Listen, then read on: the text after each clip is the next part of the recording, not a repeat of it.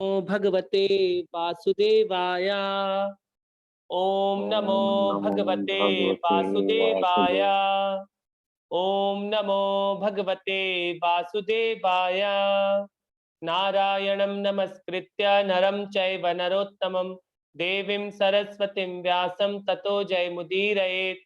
नष्टप्रायेषु अभद्रेषु नित्यं भागवत सेवया भगवती उत्तमा श्लोके भक्तिर्भवति नैष्ठिकी।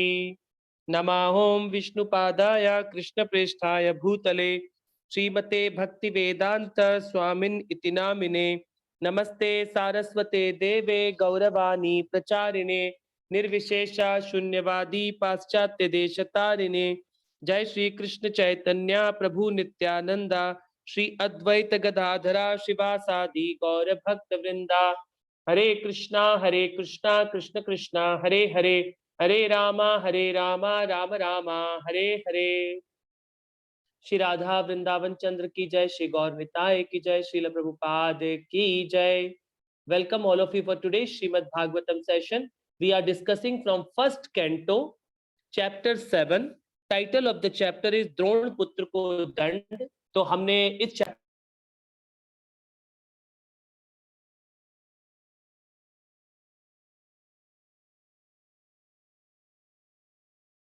प्रभु जी आपकी आवाज नहीं।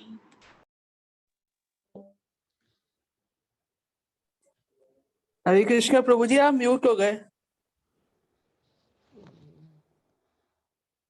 नहीं, मेरी आवाज आ रही है, सभी को आ रही है। अभी आना शुरू हुआ प्रभु जी, बीच में गैप हो गया। कोई हाँ जी। तो सूत गोस्वामी शौनका आदि ऋषियों को ये कथा सुना रहे हैं और शौनका आदि ऋषियों ने प्रश्न पूछा है और सूत गोस्वामी उसका रिप्लाई कर रहे हैं। और सूत गोस्वामी ने बताया कि अब मैं आपको भगवान की सुंदर लीलाएं सुनाना प्रारंभ करूंगा, मगर उससे पहले ही उन्होंने उनको बता दिया कि भगवान, क्योंकि इस श्रीमद् भागवतम में ऐसे बहुत सारे सहजिया डिवोटीज होते हैं, वो क्या करते हैं, वो सिर्फ श्रीमद् भागवतम के 10th कैंटो को पढ़ना चाहते हैं। ऐसे बहुत सारे आचार्य हैं, वो क्या करते हैं, डायरेक्ट वो बोलते हैं हम 10th कैंटो पढ़ेंगे, भगवान की रासलीला पढ़ेंगे। उनको भगवान के बारे में नहीं पता होता है, भक्तों के बारे में भी नहीं पता होता है, और वो डायरेक्ट बोलते हैं कि अब हम भगवान की रासलीला करेंगे। तो इसीलिए हमें यहाँ पर सूत गोस्वामी इंगित कर रहे हैं कि नहीं, जो भगवान और भगवान के भक्तों की जितनी भी कथाएं हैं, जिस भी कथा में भगवान इन्वॉल्व हो गए हैं, तो वो कृष्ण कथा हो जाती है। और वो कृष्ण कथा जब भी आप सुनेंगे, वो आपके हृदय को प्यूरिफाई करेगी। तो इसी कृष्ण कथा को शुरुआत करते हुए उन्होंने सबसे पहले परीक्षित के जन्म के बारे में बताएंगे, और परीक्षित के जन्म क्यों ये सारी घटना हुई, उसके लिए द्रोण पुत्र को क्या दंड दिया गया, उससे उसका संबंध है। तो अभी हम जो कथा पढ़ने जा रहे हैं इस पूरे चैप्टर में, वो है द्रोण पुत्र को दंड। जो द्रोण पुत्र कौन थे, द्रोणाचार्य जो थे, जो उनके गुरु थे सारे कौरवों के, जिन्होंने उनको मिलिट्री आर्म की शिक्षा दी थी, उनके जो पुत्र थे उसका नाम द्रोणी भी था और उसका नाम अश्वत्थामा भी था। उसको किस प्रकार अर्जुन दंड देगा, वो सारी कथा को हम इसमें समझेंगे। तो ये सारी की सारी कथाएं कैसी हैं, ट्रांसेंडेंटल हैं, इस भौतिक संसार से ऊपर होती हैं। ये 3 गुणों से बंधी हुई नहीं होती हैं ये सारी कथाएं, क्योंकि इनको भगवान पर्सनली रचते हैं। भगवान चाहते हैं कि ये कथाएं, जब भी भगवान इस धरती पर आते हैं तो इन कथाओं को भगवान रचते हैं, ताकि क्या हो सके, हम ट्रांसेंडेंटल कथाओं को जब हम सुनते हैं तो हमें हमारा रियल एग्जिस्टेंस पता लगता है कि हम इस भौतिक संसार के प्राणी नहीं है, हमारा संबंध सिर्फ कृष्ण के साथ है। तो हमारा हृदय क्लीन होता है इन कथाओं को सुनकर। तो हम भक्तों ने कल श्लोक नंबर 15 तक पढ़ लिया था। तो लास्ट श्लोक में हमने देखा था, देखिए क्या बोल रहे हैं वो, पांडवों के 5 पुत्रों की माता द्रौपदी अपने पुत्रों का वध सुनकर आंसुओं से भरी आंखों के साथ शोक से विलाप करने लगी। इस प्रकार शीत में उसे ढांढस बांधते हुए अर्जुन उससे इस प्रकार बोले। तो जो द्रौपदी महारानी है वो पांचाली भी कहलाती है। तो उनको 5 पुत्र थे। किस प्रकार अश्वत्थामा ने अपने मास्टर को, दुर्योधन को खुश करने के लिए उन्होंने क्या किया, उन्होंने 5 पांडवों के 5 पुत्रों का रात में जाकर उनके कैंप में उनका सर धड़ से अलग कर दिया और जब वो उन एक सिर को लेकर आया तो वो क्या हुआ, दुर्योधन ने भी उसके इस घिनौने कार्य की प्रशंसा नहीं की। उन्होंने कहा तुमने बहुत बड़ा क्षत्रिय के नाम पर हमारे ऊपर धब्बा लगा दिया है, तुम इतने थर्ड क्लास एक क्षत्रिय हो, ऐसा दुर्योधन ने उनको अश्वत्थामा को बोला। क्योंकि दुर्योधन भी एक, इवन जो दुर्योधन की कमर टूट चुकी है और वो गिर चुका है, फिर भी उसने क्षत्रिय की ही बात की।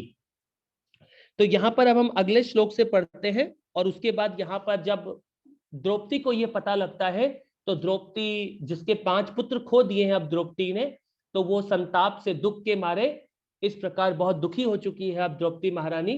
फिर अर्जुन अब क्या उसको ढांढस बंधाएंगे। अर्जुन देखिए अब क्या अर्जुन अब उसको बोलेंगे कि अब मैं क्या करूंगा। अगले कुछ श्लोकों में हम पढ़ने का प्रयास करते हैं।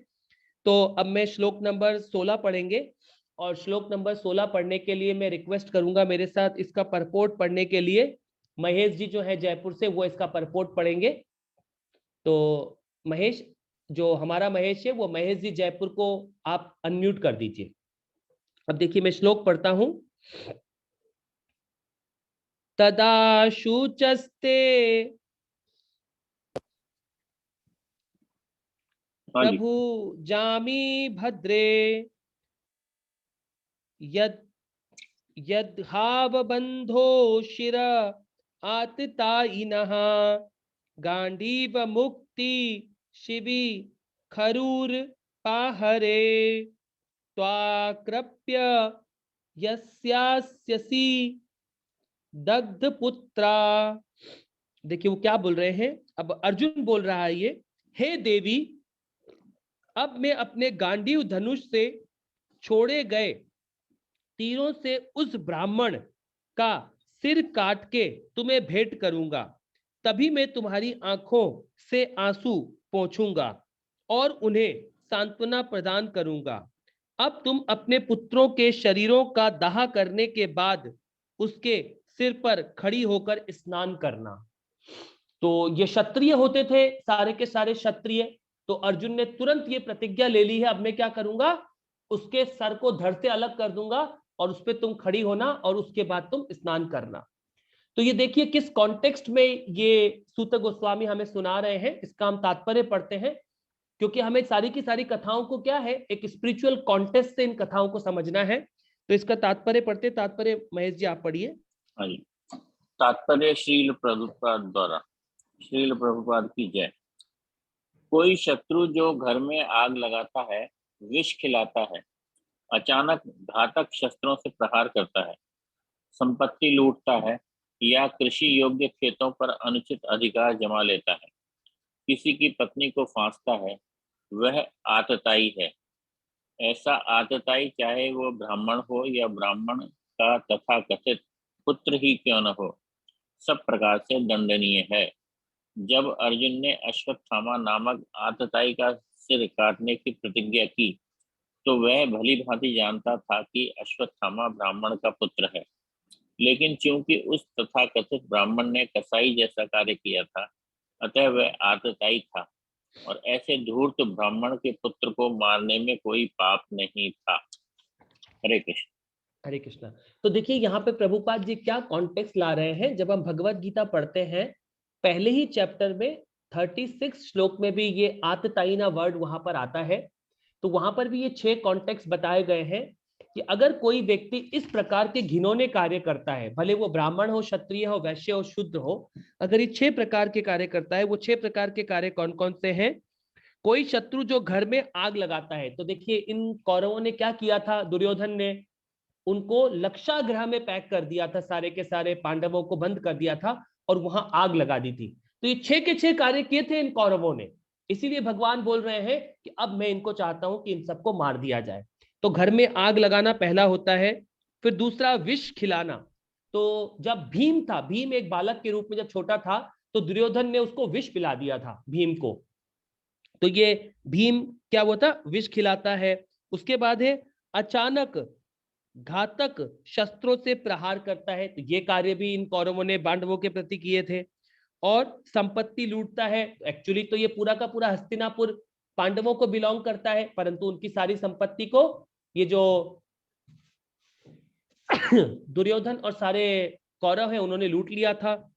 उसके बाद है कुछ योग्य खेतों पर अनुचित अधिकार जमा लेता है। तो उन्होंने उनकी सारी संपत्ति हड़प ली थी और किसी की पत्नी को फांसता है।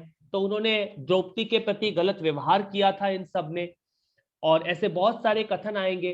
तो इस प्रकार के अगर कोई 6 इस प्रकार के कार्य दिए गए हैं, अगर ये कोई ब्राह्मण भी इस प्रकार के कार्य करता है तो वो क्या बोल रहे हैं कि इस प्रकार के कार्यों को क्या करना चाहिए, उसको उस प्रकार को, इस प्रकार के आतताइनों को, जो इवन जो ब्राह्मण भी है, उसका वध करने में आपको कोई पाप नहीं लगेगा। परंतु हम लोग अभी क्या जी रहे हैं, इस कलयुग के टाइम में जी रहे हैं, इस मॉडर्न इस तरह की सोसाइटी में जी रहे हैं। तो हमें क्या समझना होगा यहाँ पर, ये बहुत इंपॉर्टेंट पॉइंट है। अगर ब्राह्मण भी इस प्रकार के कोई आतताइना इस प्रकार के 6 कार्य कर रहे हैं तो उसको मार देना चाहिए। तो जो अश्वत्थामा था वो क्या था, वो ब्राह्मण था। जो द्रोणाचार्य थे वो क्या थे एक्चुअली, वो एक ब्राह्मण का पुत्र था जो उन्होंने शिक्षा दी थी।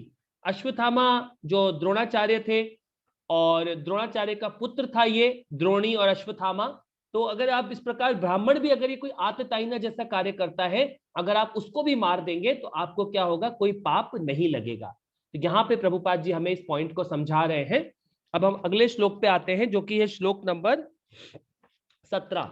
श्लोक नंबर 17 मेरे साथ पढ़ने के लिए अनम्यूट कर दीजिए। भूमिका महाजन माता जी आप पढ़ पाएंगे? महेश आप भूमिका महाजन माता जी को अनम्यूट कर दीजिए।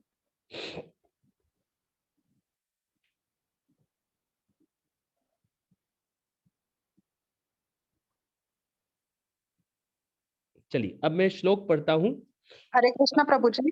हाँ जी, मैं श्लोक पढ़ता हूं, आप उसका, इसमें तात्पर्य तो नहीं है माता जी, तो चलिए मैं 2 श्लोक पढ़ता हूं, उसके अगला तात्पर्य आप पढ़िएगा। अब देखिए 17वें श्लोक में वो क्या बोल रहे हैं, अगला पॉइंट क्या लेके आते हैं वो, इति प्रियावल्गु विचित्र जल्पये स सान्य वै वाच्या युर्चा मतृसुतः अंध्राद्रिदेहि शतः उप्रधवा कपिध्वजा गुरु पुत्र रथेन। अब देखिए अर्जुन क्या कर रहे हैं इसके बाद, इस प्रकार मित्र तथा सारथी के रूप में अच्युत भगवान द्वारा मार्गदर्शित किए जाने वाले अर्जुन ने अपने प्रियतमा को ऐसे कथनों से तुष्ट किया।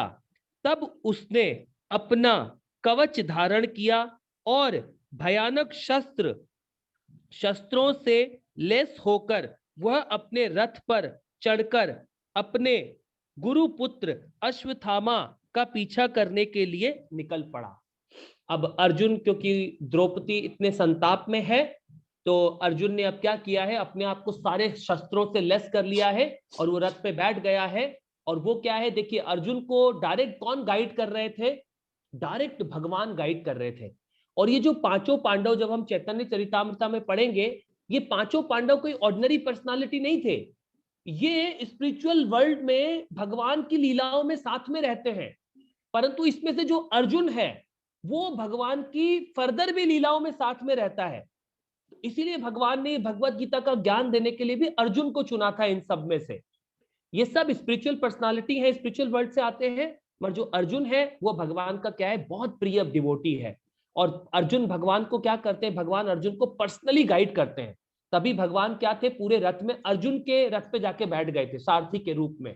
इस पूरे युद्ध को भगवान ने अर्जुन को, इवन तो अर्जुन तो पहले ही दिन मर जाता, परंतु भगवान क्या थे, इतने बड़े बड़े अश्वत्थामा, भूरिश्रवा, ये बहुत ग्रेट पर्सनालिटी थे सारे के सारे, पहले ही दिन अर्जुन मर चुका था एक्चुअली तो देखा जाए तो। परंतु भगवान क्या कर रहे थे, पर्सनली गाइड कर रहे थे। पर्सनली जो भी सारे शस्त्रों को भगवान खुद उनको हटा देते थे उसके उनसे आने के लिए। अर्जुन को कोई भी प्रहार करता था तो अर्जुन को क्या करते थे, भगवान पर्सनल गाइडेंस दे रहे थे। अब इसके अगले श्लोक में देखिए क्या बोल रहे हैं वो, तमापन्तं स लिक्षते दूरात् कूपाहग्नि न मनारथेन परा द्रपता प्राण परिप्यु सुरुध्याम पादादगम रुद्र भयाद्यथा कह। अब वो क्या बोल रहे हैं? राजकुमारों का हत्यारा अश्वत्थामा अर्जुन को दूर से ही अपनी ओर तेजी से आते हुए देखकर उसने रथ पर सवार होकर डर के मारे अपनी जान बचाने के लिए उसी तरह भाग निकला जिस प्रकार शिवजी के डर से, शिवजी के भय से ब्रह्मा जी भागे थे। इसका तात्पर्य पढ़िए माता जी, भूमिका माता जी।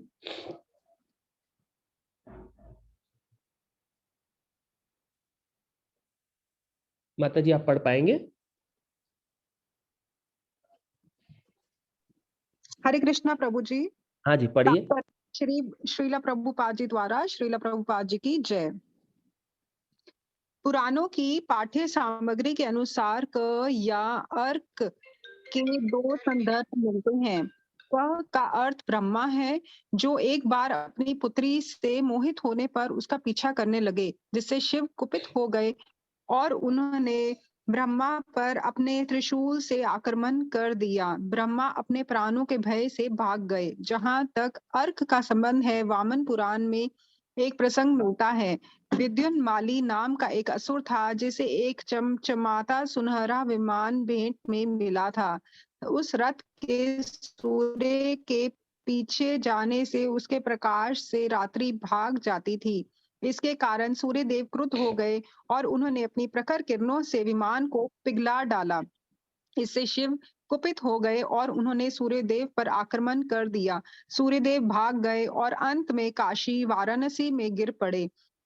ये स्थान लोलार्क के नाम से प्रसिद्ध हुआ। हरे कृष्णा प्रभु जी। हरे कृष्णा माता जी, हरे कृष्णा। आप अपने आप को म्यूट पे कर लीजिए।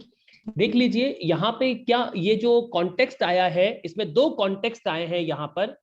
एक तो जो अभी जो हमारे ब्रह्मा हैं, वो वाले ब्रह्मा कौन है? भगवान के प्योर भक्त हैं। मगर इस श्रीमद् भागवतम में एक ब्रह्मा की कथा ऐसी भी आती है, जो ब्रह्मा थे वो क्या है? ब्रह्मा तो एक ब्रह्मा थे जिनकी पुत्री का नाम था वाक। उनकी पुत्री का नाम था वाक। और वो क्या थे?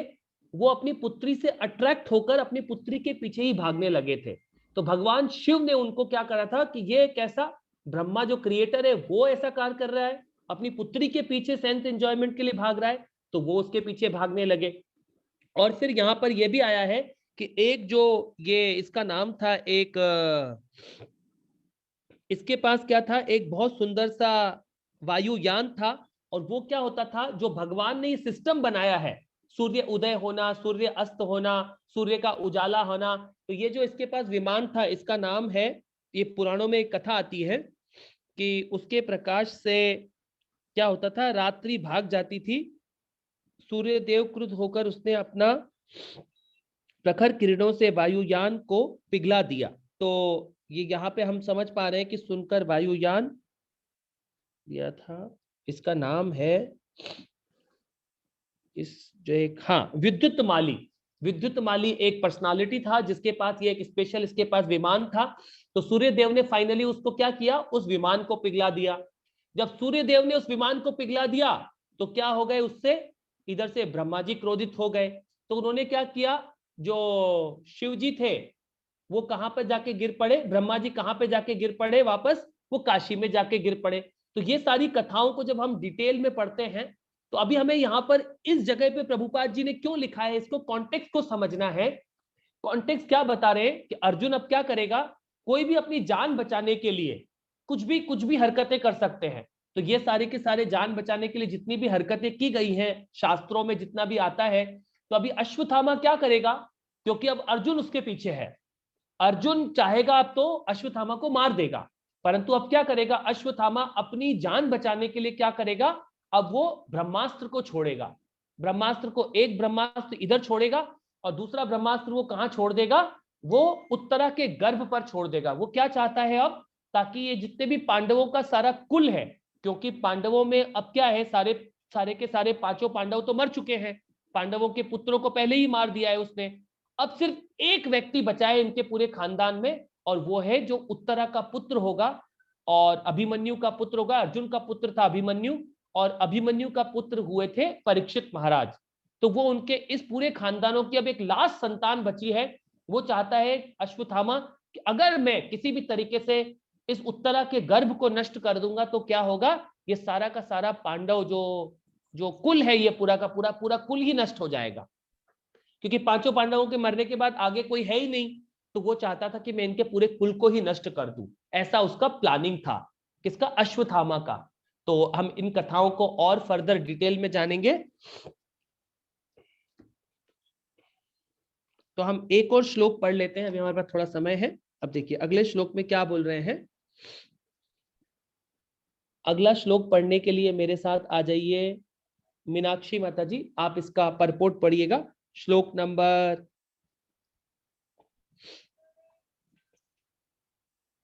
19। मैं अगला श्लोक पढ़ता हूं। अब मैं 19वां श्लोक है ये। यहां बोल रहे हैं वो, यदा शरणामात्मा मीक्षत शांत वजीनम अस्त्र ब्रह्माक्षिरो मेजे मेने आत्मा त्राणम द्विजात्मजः। अब वो अगला बोल रहे हैं, जब ब्राह्मण के पुत्र अश्वत्थामा ने देखा कि उसके घोड़े थक गए हैं, और तो उसने सोचा कि अब उसके पास अंतिम शस्त्र ब्रह्मास्त्र आणविक हथियार का प्रयोग करने के अतिरिक्त अन्य कोई विकल्प नहीं रह गया। तो अब ये क्या कर रहा है, अश्वत्थामा को अपनी जान बचानी है, तो अब वो क्या करेगा, जो लास्ट उसके पास प्रहार है वो उसको छोड़ने का प्रयास कर रहा है। तो हम इसका तात्पर्य पढ़ते हैं, प्रभुपाद जी क्या बताते हैं। माता जी तात्पर्य पढ़िए।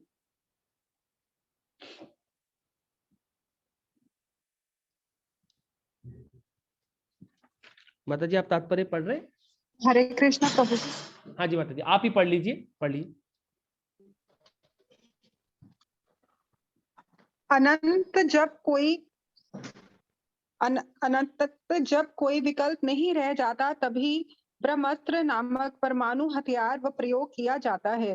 यहाँ पर द्विजात्मज शब्द महत्वपूर्ण है, क्योंकि अश्वत्थामा द्रोणाचार्य व पुत्र होते हुए भी सुयोग्य ब्राह्मण न था।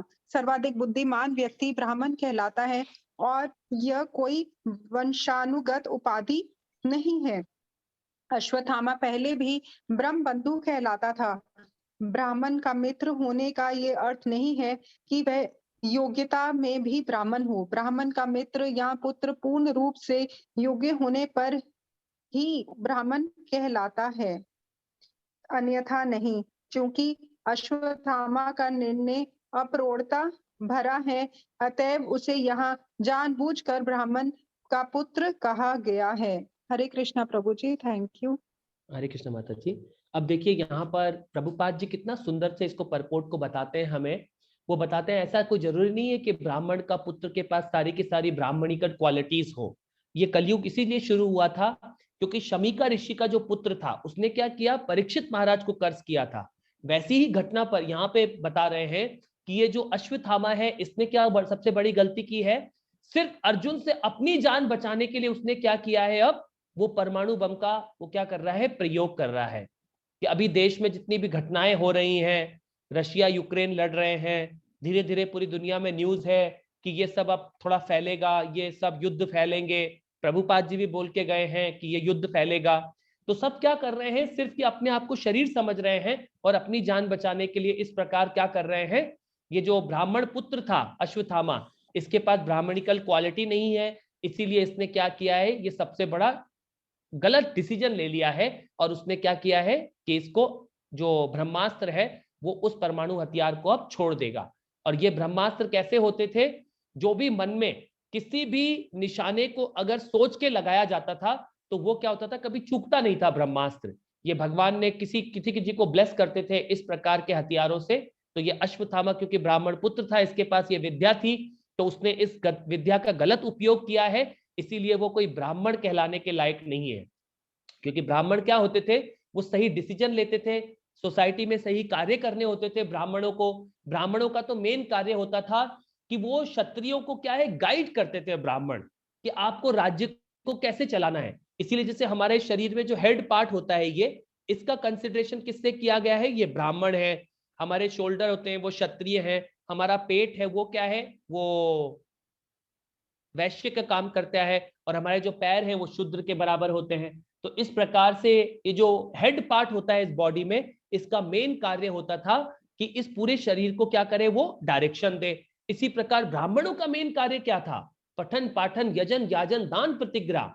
उनका मेन कार्य होता था कि वो क्या करें, सभी को इस शिक्षा से, जो रियल शिक्षा है, भगवान तक जाने की रियल शिक्षा दें। परंतु अभी सोसाइटी पूरी की पूरी क्या हो गई है, ब्राह्मण नहीं बचे हैं। अभी जैसे मान लीजिए पुतिन अगर कोई एक ब्राह्मण होता, और अगर मोदी भारत के प्रधानमंत्री या अमेरिका के सारे प्रधानमंत्री, जितने भी देशों के प्रधानमंत्री, अगर वो सब वैष्णव हो, तो इस दुनिया में कोई युद्ध होगा ही नहीं, सब बड़े पीसफुल रहेंगे। तो भगवान इसीलिए सारी की सारी चाहते थे इस धरती पर ये इतना बड़ा कुरुक्षेत्र का युद्ध क्यों हुआ। भगवान चाहते थे कि ये जितने भी गलत लोग हैं, इन सबको धरती का वजन में कम करूं, और जो ब्राह्मण क्षत्रिय हैं, जो युधिष्ठिर महाराज कैसे थे, वो क्षत्रिय थे, परंतु वो कहते हैं वैष्णव क्षत्रिय थे। अगर वैष्णव क्षत्रियों की मैं स्थापना करूंगा, इनको गद्दी पर बिठाऊंगा, तो ये कैसी पॉलिसी बनाएंगे, ये सबको भगवान की सेवा में लगाने की पॉलिसीज बनाएंगे। तो यहाँ पे ये कॉन्टेक्स्ट है इसको समझने के लिए। तो आज की कथा को हम यह विराम देते हैं। अभी हम एक माला हरे कृष्ण मंत्र का जप करते हैं। तो आज का जप हमें कराएंगे